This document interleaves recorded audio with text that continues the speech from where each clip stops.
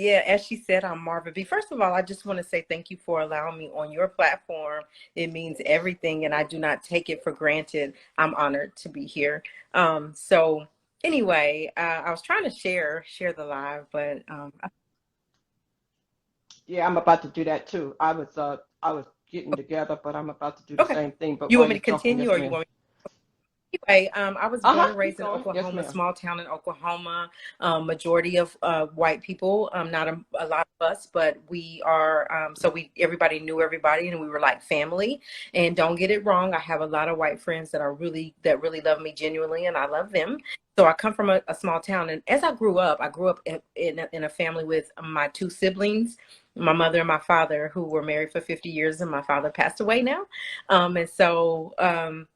I was just brought up in a loving atmosphere, and not that we're not perfect, and not that we didn't have issues, but for the most part, we all I remember growing up is that I was in a happy space, and that I was instilled with morals and values, great morals and values, and I was taught about family, but most of all, I was taught to love God and to know who God was and establish my own relationship with Him. But when I was little, I just wanted to I wrote a lot of plays, a lot of short plays, and I did a lot of journaling, a lot of that.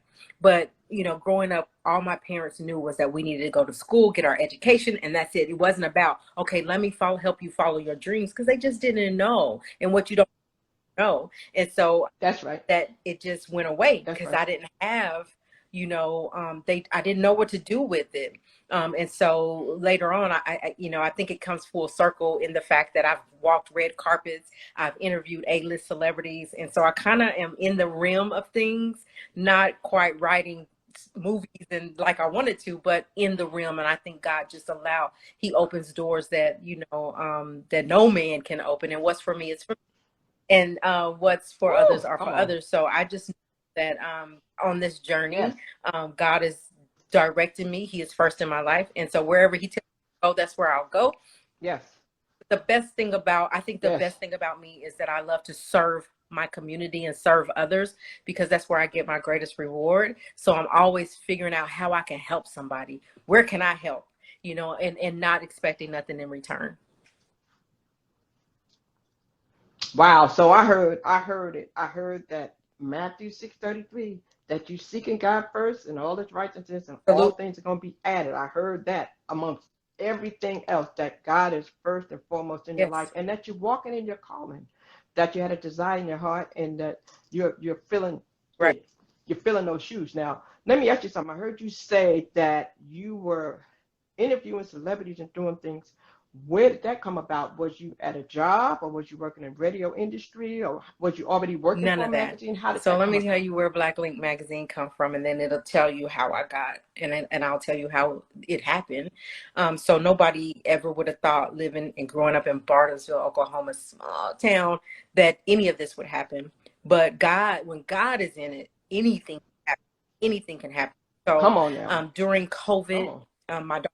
So I am an author with my daughter. She Yes. was 11 at the time. We wrote a book about bullying, and it was all her story. And then I thought, okay, what else? Because then the George Floyd murder happened, and I was like, okay, what's my part? What's my part? Because all I can do is my part. I can't change people. I don't know where the That's right. idea of the magazine came from. It just happened. And so I said, okay, since I'm going to do this, I don't know how to put a magazine together. I don't know how to make it a book. I know how to write and do the content, but how do I make it an actual magazine where I can make hard copies? So That's right. I just started writing. I just started reaching out to local people, local in my town, like reaching out to people to give them a voice and give them a platform to tell their stories. Maybe they were on drugs and how they overcame, or how they overcame and relapsed Yes. again and then overcame, or how they have Yes. mental issues and how do they get the help for that, or how they are bulimic. I had all kind of stories locally, but but then That's somehow right. I do not know, but Well,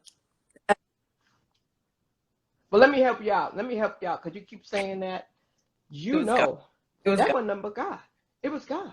It was the favor. You walking in favor. You prayed. He heard your prayers. The faith, the faith. You, it sounds like you have the faith of the mustard seed. So God heard your prayer. So I want to help you to It was understand that it was it, God. God gave all that to you. It's just that he caught you Yeah, off and guard. nothing catches him by It was surprise, God. but I'm surprised. But he sent the people. He sent strangers. It wasn't people locally that was trying to help me move this magazine or get interviews or any of that. He sent the people my way. And so I was able to get in touch with Billie Holiday's niece. Um, and that was the start of it. When I got Wow. a hold of her, she connected me with someone that was in Black Panther.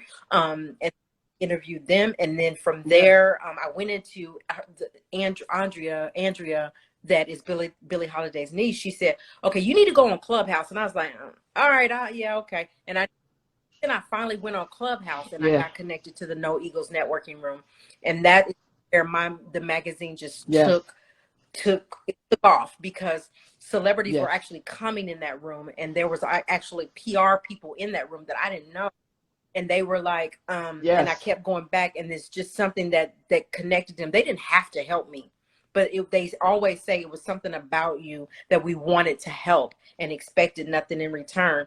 And from there, I started just meeting people, and people started contacting me after that. After a while, they started contacting me. You want to interview Tamla Mann? You want to interview Bill Duke?